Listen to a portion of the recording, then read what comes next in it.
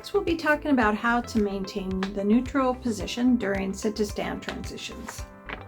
A lot of my patients complain of pain during the sit to stand transition, sometimes even after a brief period of sitting, but especially after sitting for a long time. And once you know the correct way to move from sitting to standing while maintaining the in curve of the spine, this neutral position, you'd be surprised how easy it is and how much better you're going to feel.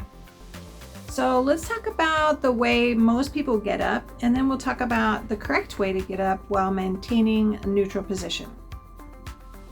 Anytime that you want to stop this video and check for yourself the way that you get out of a chair, you can, and then just resume.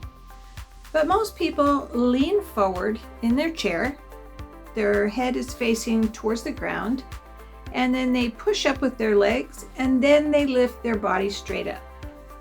And this position of movement in this bent over position where you have to stand up straight after you've already straightened your legs is definitely difficult on the spine, especially the discs. So what we want to do is we want to change the way that's done and get up a different way to avoid irritating the tissues every time you get out of the chair. So I'm going to talk to you about the sequence of how to do this with reduced irritation. So what you're going to want to do, the first thing you want to do is you want to move from the back of the chair to the front of the chair.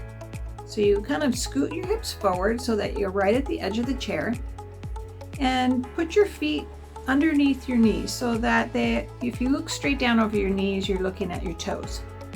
And then sort of put one of them a little bit ahead and one of them a little bit behind. Your hands will be either on the armrests of the chair, on your knees, or on the edge of the chair. Now the critical part of this is that you want to maintain the lumbar neutral position.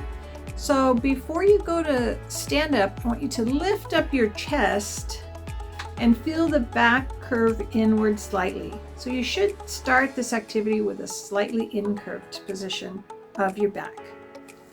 And then you lean forward from the hips while maintaining your chest up position.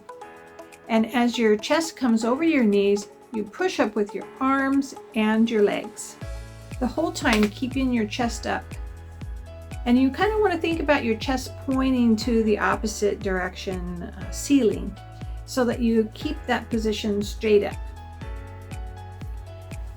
This is the technique that will keep your back in a neutral position and again reduce the irritation that comes with slumping. And getting out of the chair incorrectly is basically a very exaggerated slump. So again, chest up, push up with your legs and hands, and don't let your back round out. Now when you're going to sit down, you're going to do the reverse. You're going to go find your chair and put your back to it.